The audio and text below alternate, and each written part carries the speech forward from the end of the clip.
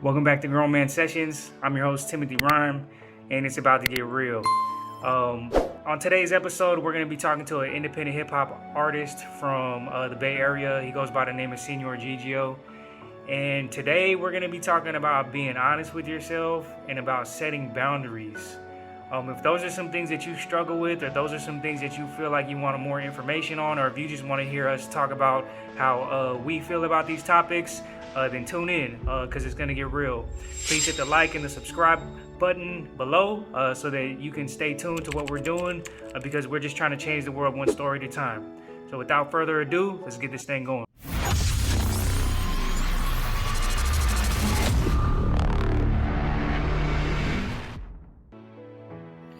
All right, guys, we're back at it again. Life is a trip. Things happen for a reason. I've mentioned this before that I meet people along my journey that I don't know like what the direction is going to be or like what the relationship is going to be like. But I feel like the universe has always put me on a path to come across people that are going to like find some sort of purpose in my life. And my guest today is somebody that I met along my musical journey that I've always respected his music and always respected his hustle as an independent artist. But having people come on this platform where we're not really focusing on the music as much and we're focusing on like the personal side of things, I just think it's really dope that they're willing to talk to me about these kind of things because it takes me deeper into their music, and I hope it takes you deeper into their music too. So let's get this thing going. So today my guest is an independent artist from the Bay Area named Señor Gigio. What's up, Gigio? How you doing? Doing really good, man. Good to see you, bro. You too. You too. I like the hat. Thank you. I had to come grown with it. Indeed. Yeah, man. I'm just curious, man. Like I don't know if you get this question a lot, but how did you get your name? Well, my name is Gigio is my birth name. Okay. Yeah, and it wasn't originally like my rap name at first, but like around high school, I was like, okay, I'm gonna switch from my goofy rap name to Gigio. That's me. It's a dope name, anyways. And then really when I got married, which was going on 5 years now, I switched it up and added Senor to it. Just needed to distinguish myself a little bit, just from my daily routine, because I'm Gigio all day. You know what I mean? So Yeah, man. You gotta add that grown man element. exactly, yeah, You gotta call me Señor. yeah, man. What nationality are you? I'm very mixed. My father is from Puerto Rico and my mom is from Nicaragua, but even between the two of them, super mixed. And as far as it comes to ethnicities, I just did like my ancestry DNA kit recently, and like some of the things that came up on there, some things it confirmed some things, that I was like happy to see. For instance, like my father is like white. He appears like a white Puerto Rican man. Mm-hmm. I knew, of course, that Spanish, I'd have Spaniard in my blood, but he always kind of contested to me that there wasn't any Indian, or like native in the bloodline. But apparently that's not true. So I got some Taino in me too. So that's what's up. Oh, that's And dope.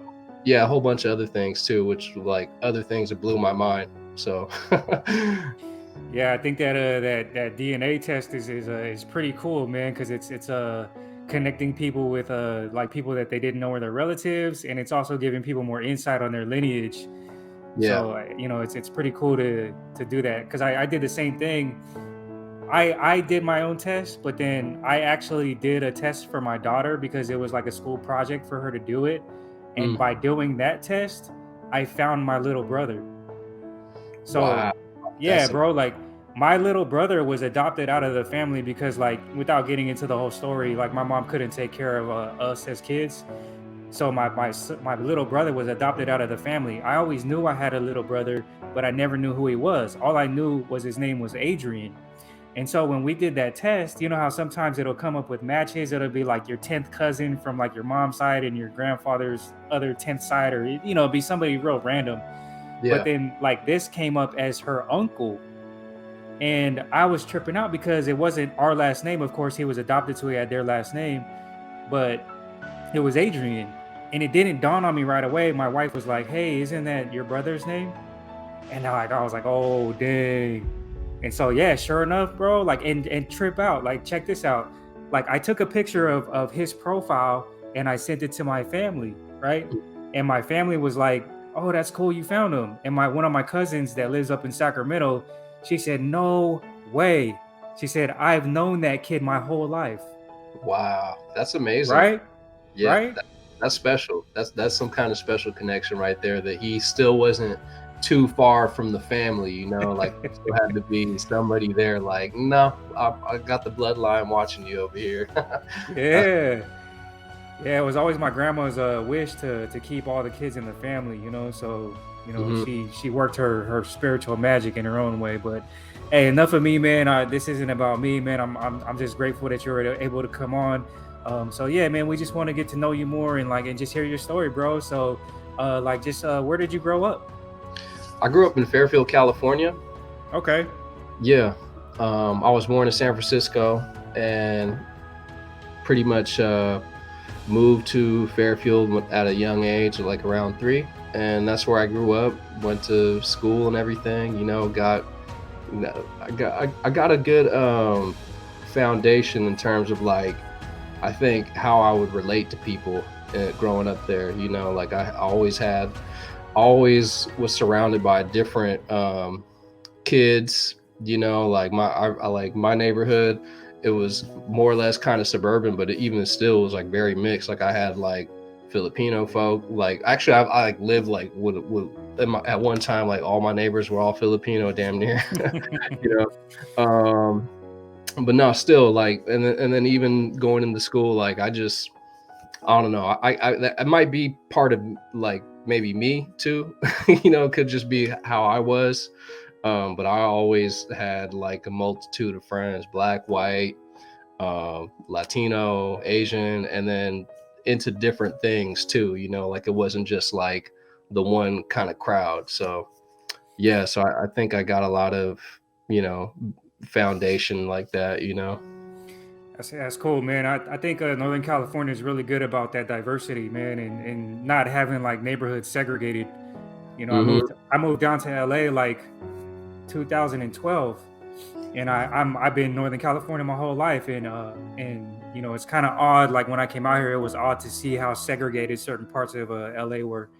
Yeah. But I had a friend that grew up in Fairfield, man, and he would always tell me like we would reconnect and stuff, and he would always tell me about all the drama that he got in. Like, was it kind of bad for you too, like growing up out there? Like for me, like throughout my young, like from elementary school, middle school, junior high, I was very sheltered for the most part. Mm. I was placed. Actually, it's kind of funny. I was placed in a private school, like it's kind of like the neighborhood Christian school. Keep your kid, out of harm's way, kind of thing. Yeah. Uh, it wasn't anything super ritzy or anything like that. Right. But Right. basically, even how I got into that was like I was enrolled in the public school as a first grader, and maybe I might have been there for like a month at the most, maybe 2 months or something like that. But basically, like I was a little kid, I was like getting beat up and bullied by all these kids, Oh older man. kids too, yeah, like fifth graders and stuff. And the thing was like I actually was taking karate at the time. And then one day I pretty much broke out the karate and I scraped all these like big kids. I remember the whole thing, how it went down. I just remember I started going into my stance and doing the whole thing, and I scraped a couple little kids, or bigger than me at the time. But I just remember one kid screamed out, "He knows karate!" And then I got called into the principal's office, and they were like, we have to suspend them. And my mom at the time was like, what? Like he was defending himself against all these Right. older kids. So after that, Right. she Right. taking my kid out of here. And for those of you who don't know, scraped means he beat them little kids up. Right. That's Northern California slang, which you know what I'm Yeah. saying. But Yeah. hey, yeah, go ahead, man. My bad. Yeah, but no, other than that, I was pretty sheltered. And then getting into high school, like, and started going into public high school, Fairfield High. Mm-hmm. I didn't. I can't say I got into too much drama. One time I got like as a freshman, I got jumped like by like a whole bunch of like some gang members, basically, like, and they were adults, like, and I looked older. I always looked a little bit older, especially once I started going into just maturing my body. Like, I've just always been hairier and stuff, and yeah. So and I basically got jumped at the mall. Some they thought I was an essay, basically. It was like some cats they were banging, so they scraped me, man. And then yeah, that happened to me. Um, but otherwise, like, yeah, just in high school, I pretty much avoided a lot of that stuff. I knew what I was into, and I might have had like friends here and there that got involved and strayed away into that kind of stuff. But I was always more or less like, I'm here to be creative. I'm not here to choose one side with nobody. Like, I never, like I said, that I was never um prone to be like, I'm only hanging out with one part of the scene over here. Like, especially once I got into high school, I noticed that, like, it was like the black kids over here, the white kids over here, the Latin kids over here, the Asian kids over here.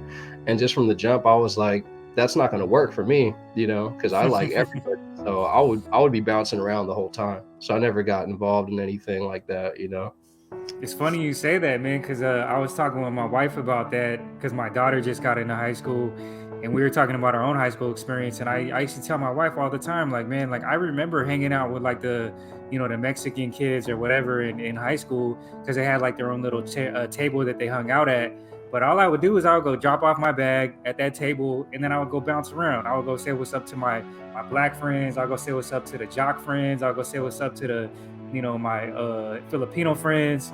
So I know what you mean, man. Like, and I think that did help me stay out of drama too, because like everybody else is over there going through all their drama, and I'm just like just trying to like hang out with everybody else.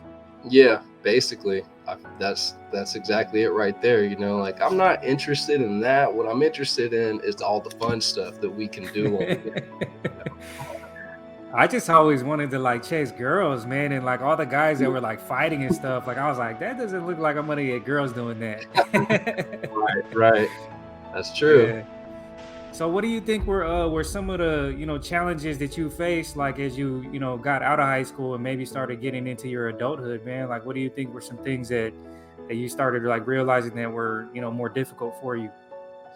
It was a lot of stuff. For one, like, I'd never really felt like I got the mentorship that I needed, especially like as a young person and a creative too. I started like really rapping like when I was in high school, and it's what I loved. And I used to do theater and stuff too, and I would draw, but I guess I never really had any mentorship, to show me like what it was that I was doing.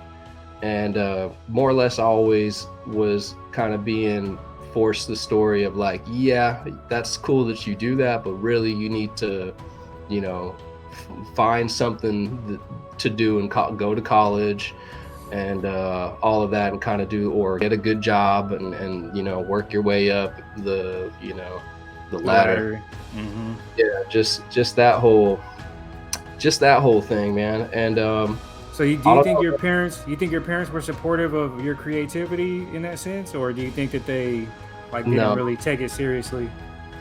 no, they didn't. I think at times they might have, like, enjoyed it, but more or less it was just like whatever. Like a hobby? Like a hobby, basically, or Mm. if even that, it's just like whatever. Yeah, I kind of had this conversation with my daughter the other day too because she's a big time artist, and I just try to like explain to her, that like I have friends and I've experienced it myself to where like my mom and like other friends and same thing that you're explaining, that we didn't have the support, to Yeah, like to be creative.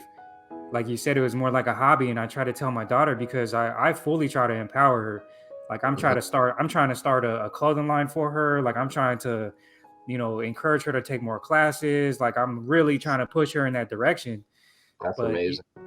yeah, and I think sometimes she doesn't realize, what's kind of going on, So Yeah. I'm trying to walk a fine line of like I don't want to push her too far, but at the same time, like I just want to make sure that she stays on that path. Yes. I think it's super important. Just even maybe now, like, 'cause I mean, that's something that I think about too, just like now, like, being a dad, and then thinking of like doing things completely different for my son. Right. And I'm sure there's that hint of truth that maybe sometimes the children don't always appreciate, or maybe not necessarily appreciate, but they don't always understand what it is that the parents are setting up for them. But Right, right.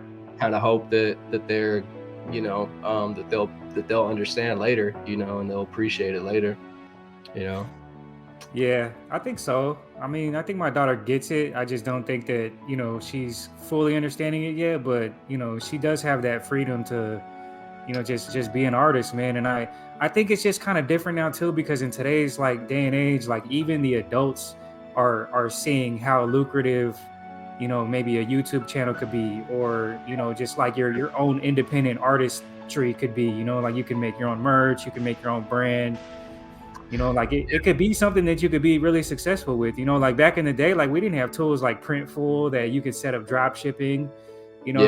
It was a lot more of a grind. You know what I mean? Like you had to get out there and like put all the pieces together. And nowadays, like you just go online and there's like 5 websites that you link up, and then like bam, you're in business. Yep. That's facts. um Yeah, but you know what I think it'll do for your daughter too is just kind of give her more sense of herself too, just in the long run, like just knowing like, oh, she can always have different, things that she could do, just to have that as an experience. Well, I totally relate to like my artistry to my identity, man. And so I know as an artist, man, like that's very important to be validated in that way. And especially at her age, like I want her to feel like she's okay to be herself and Yeah. be in that space.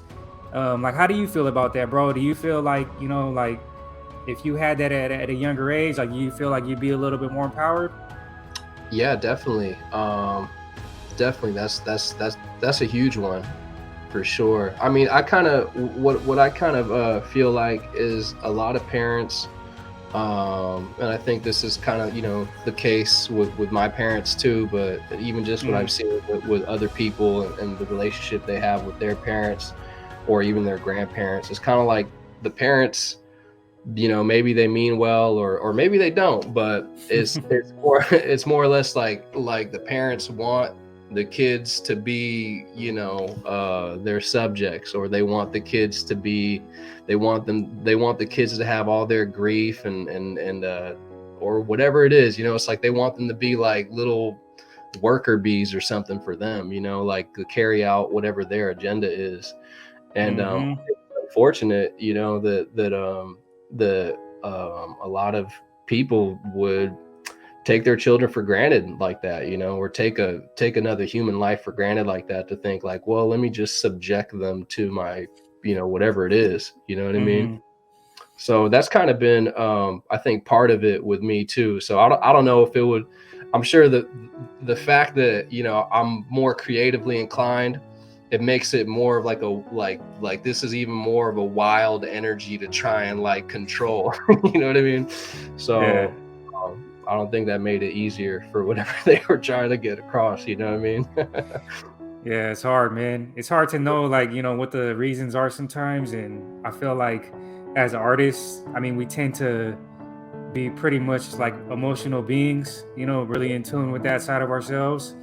And so, like, I feel like it can get out of control sometimes, man. But I also think that we're blessed in the sense that as artists, we have a natural vent. Yeah. Whereas I feel like I've had friends along the way that aren't creative in that sense, and when they deal with things, they tend to deal with things in a completely different way. Yeah, and more power to them. But to me, it's like I feel like we're kind of lucky in the sense that we have a way to deal with our own issues in a way that can inspire others. You know, that's true. Definitely. I totally agree with you wholeheartedly. right on, man. What do you think is one of the most important lessons you've learned along your journey, bro? That's a good question. Um, I mean, there's so many things that like I continue to learn and then relearn too. It's like you keep learning it. I think um like one thing that comes to my mind, this is just off the top of my head today, is just boundaries. That's a Mm, big one. Just yeah, boundaries in relationships, and just how I've seen that play out in all kinds of fields, with people, with groups, with other artists, or with even your romantic partner. You know what I mean? Like boundaries is something I continue to learn. I tend to give myself away a lot. And then yeah, so that's something I kind of continue to learn and have to come back to. yeah, let's dig into that, man. I think that's pretty interesting. So you're talking about, like knowing when to say no, or like knowing when to like kind of, take a step back. Right.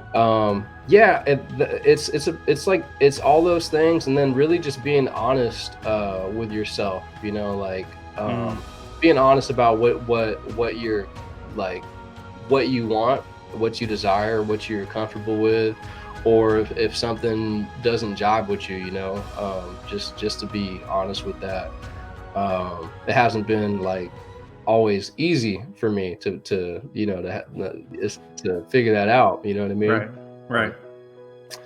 and then yeah, but I know once I started putting attention to that, I know like it's interesting because I find that like your weak points can also be your strongest points. So there's like those points where I'm like, oh, that I was off there. And then other times with keeping that in mind, seeing how it plays out when I'm aware of my boundaries, like, oh, then it was like easy. It was totally easy. Nobody got hurt. Nobody, nothing bad happened to nobody. Everybody is peace and respect. But yeah. But do you think now, like now that you're kind of more mindful of your boundaries, do you think that you know your triggers and like and you know understanding your boundaries, like does it manifest in like any certain type of way? Like does it give you anxiety, like when you uh you know are unable to recognize it like on your own? Um, that's a good question. I think that I have a lot more. I have more tools in my belt. I got more tools in my belt, and also I have more positive experiences to draw from. Right. And even whatever the negative experience, like I have those to draw from too. But yeah, I'm just I can sometimes I can get a little anxious if I feel like I don't know, like I don't want things to go wrong with the other party. You know what I mean? Like I don't want shit to fall apart. And hey, you know what? But it's a natural thing too. Sometimes, hey, if it falls apart, fuck it. Maybe it wasn't meant to be. Excuse my Yeah. language. But No worries. Yeah, I get it, man. I think I've been more mindful of my boundaries as well, but I think for me it manifests and I get anxiety because like I tend to overthink things, yeah, and I'll think of everything from A to Z. But I'm the same. I'm the dude, I realized though, like what you said, man, that how you're like you're thinking about that as like a weakness, but it can also be a strength in certain situations, man. Like the fact yeah, that you can see that many angles and you can see that many different like possibilities and outcomes can be a good thing in certain situations. yeah. But it's like how you said, man, it's about for me, it's about knowing when to use that tool. Yep, yep, definitely. And like instead of that tool like coming out and like going to work whenever it wants to. You know what I mean? Right, right. And I tend to think that like you and I, like we're both compassionate people. Like I care Right. about people who I'm working with. I care about, you know, the people who I'm building relationships with, and all that. So once the little boundary line gets you know, crossed or something, then I can go into the anxiety thing. But you know, it's like once I'm able to address it, and I address it, you know, if the person or the other person is, you know, really respect, then we're not going to have an issue. We'll continue going forward and, like, you know, doing good things. And if the person is not respectful of it, then that kind of, you know, that's kind of the truth right there. It lets you know what it is, you know. It's kind of a deal breaker. Yeah, exactly. So like this is like the meat and potatoes of it, man. So how were you able to become aware of it, and how were you able to like start setting those boundaries for yourself? For me, everything, it's interesting, like everything kind of happened to me, in every aspect of my life, because that's really what it is too, you know. I have that belief that it's not just, you know, you're the way you conduct yourself and the way you carry yourself, like your morals and your, you know, your morals, your values, all those things are going to kind of reflect through all parts of your life, you know. I think a lot of people try to compartmentalize things and say, like, well, when I go to work I'm like this, and then when I hang out with my friends I'm like this, and then when I, you know, come home to my family I'm like this, and then if I, or on the flip, when I go out and I do my music I'm like this. So for me, I kind of came to a point, like, where I just noticed it was happening to me in every single aspect of my life, you know what I mean? Where it became very clear. Like I was hit with it from every single angle, where it's like, okay, now it's time to wake up and, you know, start paying attention, and take a stand for myself, basically. And maybe, and not even take, sometimes I think that you know, we can go like way into, like, you know how there's fight or flight. Sometimes we go way into the fight, and sometimes taking a stand for ourselves doesn't have to be like this huge, like having, Altercation. yeah, it doesn't have to even be an altercation, doesn't even have to necessarily be any of that. It's just about, like, yo, stand up for yourself, have dignity, you know what I mean? Be real with yourself, really. Right. Let's start protecting ourselves, and, you know, honoring our feelings, you know, what our gut instincts, and our, you know, all those things. And nobody's going to get it right all the time, and that's okay, you know. But you're going to hit the mark a lot closer than you would if you didn't, you know. For sure. Yeah, Yeah, it's a work in progress. yeah, Yeah, I always say that you know, being a grown man isn't a destination, man. It's just us always trying to be better. You know what I mean? Always just trying to keep improving. You know, like little changes every day can go a long way. yeah. Well, I noticed in one of your responses to my emails, you mentioned about, you know, one of the ways that you kind of you know, do your own self healing, or you know, maybe self love, is you do yoga. Meditation. Oh, meditation. I'm sorry about that, bro. Yeah, yeah, Meditation. Yeah. but yoga is a form of meditation, though, you know. And I do, I mean, I use it sometimes. I use yoga for sure. I get down with some yoga. Yeah, me too, man. I've tried it a couple times, man, and it actually opened up my world to like a certain stretch that I still do to this day, because I sit down a lot, and so Yeah, there's a certain muscle in my back that needs to always be kind of stretched out, and right. it's been like a blessing, man. Like I feel a lot more like, you know, relaxed and just not as tense in that part of my body. But Yeah, one thing that you mentioned that I thought was really important is that you don't, you know, when you do your meditations, like you don't really see a lot of males in that space. yeah. No, and that's another example too. Like I have been to, like yoga classes, and just seen that either I'm like one or just a few guys there too. And even just, in my, like, personal studies, like I've been taking classes and things like that, exploring meditation and spirituality. And usually that's something that I find a lot, is that like I'm either one or of a few guys. It's mostly women in those spaces a lot of the times. Yeah, I understand, man. I think I've done a lot of meditating myself, like on my own. So I don't know what it's like out, doing meditation in a in a learning environment. But I have never had a conversation about meditating with any of my male friends. Mm, Although I've thought about like saying it to a bunch of my male friends because I hear them talking about their own struggles, and I know that meditation has helped me too. it's so key. It's so key, and it's something that we can give ourselves for free, and that we Yeah, have. You know what I mean? Like we got it. It's just you. yeah. Uh, yeah. I think So I think that's one of the biggest disconnects that we just have in general is that we're just so disconnected from ourselves. yeah, yeah. It's huge. It's huge, and that's why that meditation is just such a. I mean, it's so easy and yet so profound too, and it is hard to do. It does require some discipline, like at first, Hmm. because you're gonna be uncomfortable if you've never done it before. It's or maybe not. Maybe some people, maybe you might be a natural meditator. Maybe you might be like, oh, sure, shit, like I'm about to meditate right now. Like, let's do this.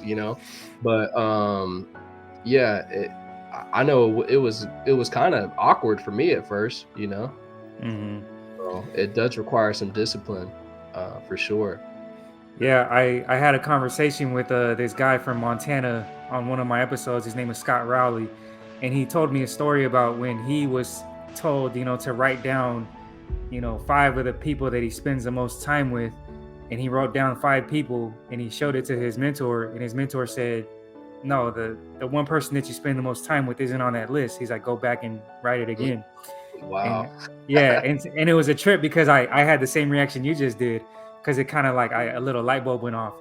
And yeah, Yeah, so like, he basically, told me that, the main person that you spend the most time with is yourself. But yeah, most people don't ever understand like what that relationship consists of. yeah. It's And so deep. And the thing I found too with the meditation, like it can serve so many different purposes. One, like, yes, it can put you in touch with your inner workings, your mind, your own psychology, and then of course put you in touch with your emotions and put you in touch with your body too. Start that it's a physical thing, emotions, experiencing emotions, and things like that. And it can teach you how to listen to yourself better too, like on just day-to-day things, like, oh, maybe I should stop what I'm doing, take a seat, and make myself some food. you know it starts teaching you those little inner cues, where you can listen and observe yourself a little bit more. Those are just some of like the basic things that meditation can do. oh yeah, man, it's really important too, because I'm a firm believer that the most important words that you'll ever say are the ones that you say to yourself. And I know that when I've meditated in the past, like I've had some pretty, like some pretty cool conversations with myself. And, I'm not ashamed to say that because it wasn't anything like, I don't look at it as anything negative. I look at it as like something that needs to happen. You know what I mean? Yeah, you're connecting to your higher self. Yep. Yeah, no, that's real. It can really connect you with your true voice, your inner voice. Like, especially like, people, we're getting hit with so much stuff on a day-to-day basis. We're getting all kinds of uh programming about, how we should feel or what we should think about whatever. And we're also picking up judgment too from people, so Hmm. it's all energetically, it's all very energetic. um the It's kind of like how you see what would, it's a common theme that you hear brought up, that people bring up about, like, I got voices in my head, I need to shut them down, right? Well, shut them down to hear what? Your own voice. And Exactly. that inner voice wants the best for you, because that inner voice is your life force. It's like, I want to be lived fully, I want you to do me big, you know what I mean? Like, let's do it big, let's shut out all the other stuff and let's own this voice to where that's what is the loudest thing and only thing going on in here. Yeah, dude, your true self.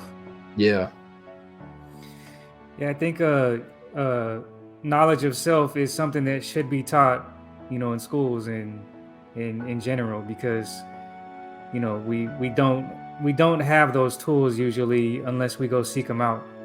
Yeah, for sure. No, it's yeah, no, it should be taught. It used to be taught, in ancient times. That was something that was like, little Vital. kid.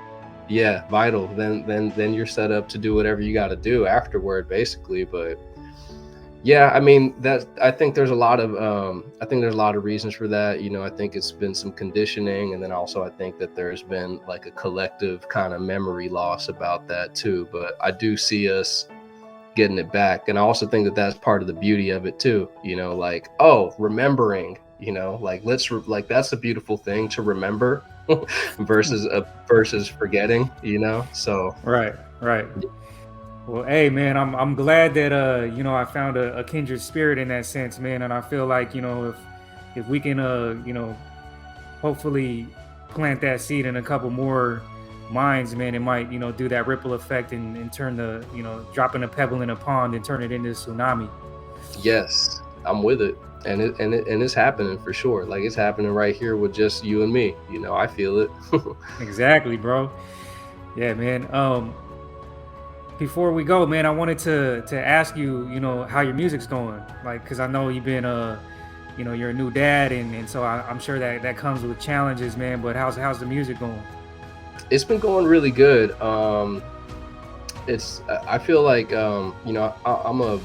I'm a believer in the babies bring blessings, and I actually, and like I can prove it, just from what happened. You know what I mean? Like, so as soon as, like, one, so my son, we learned that my son was coming at 7 months. With my wife, she was 7 months pregnant, so we had 2 months Oh, pretty much wow. there. But like from that moment forward, it was just like nonstop good things happening, like just prosperity, abundance. I've been like the most work I've gotten, like in terms of like, music, um, and artwork, like just nonstop. It's been pretty consistent.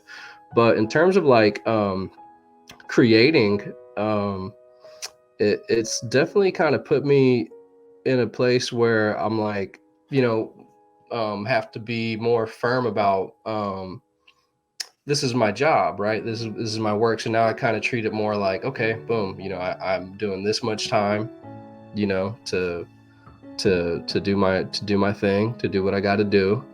And it's kind of interesting. Like, I found that, like, I've more or less, without even trying, I've been making stuff happen, completing projects where, um maybe before, like, I would be so focused on a project, like, oh, boom, I gotta make this happen, boom. And now I'm like, oh, here I am, like, without even really trying, I guess I'm about to have another album done in the tux, you know what I mean?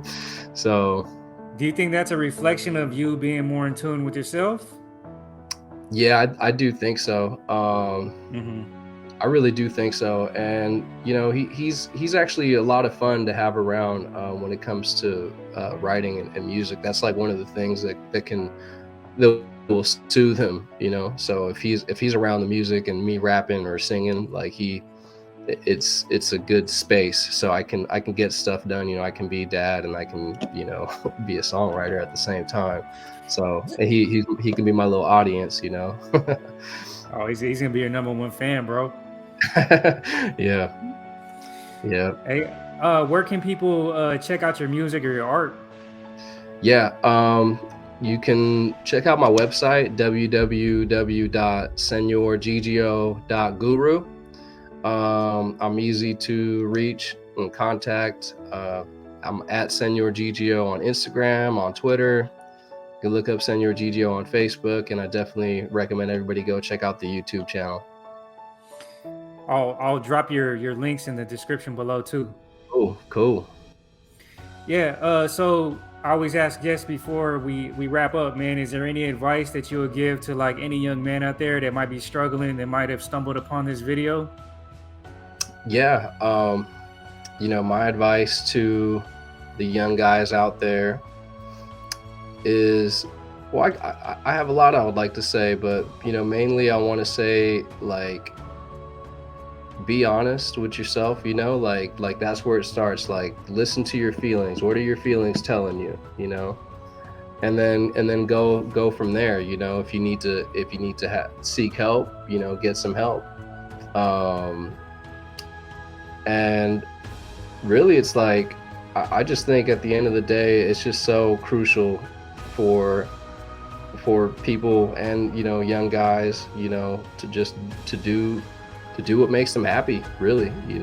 um, do what you're passionate about, and try to have people around you who support that. And just from experience, like, what I've found is that if you're in an environment that doesn't necessarily support you to be yourself, um, soon as you start saying no to that environment, you're gonna attract the people to support you. You're gonna get the right people that you need to support you. You're Every single one of us is worth it too. We deserve the love and the support, and to feel supported.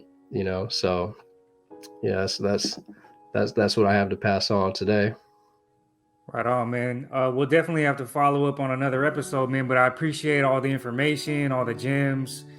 It's a really cool thing to be able to, like, not know people personally, but then have you guys come on this show, and I feel like I know you like way better than I know some of like my closest friends now. So, I really appreciate it. I'm sure somebody has stumbled across this, and I really hope that they are able to take away some lessons and just hear Yep. something that can help them.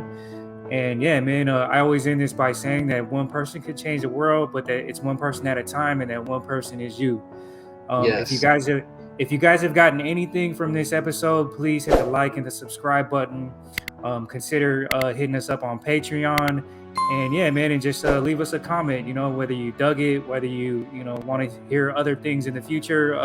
We're just trying to build this community of support so that we can all get something from it. Um, Yep. yeah, man. So thank you for your time, Gigio. I really appreciate it. Of And course. yeah, man. Until next time, everybody. Peace out. Thank you, brother. Peace.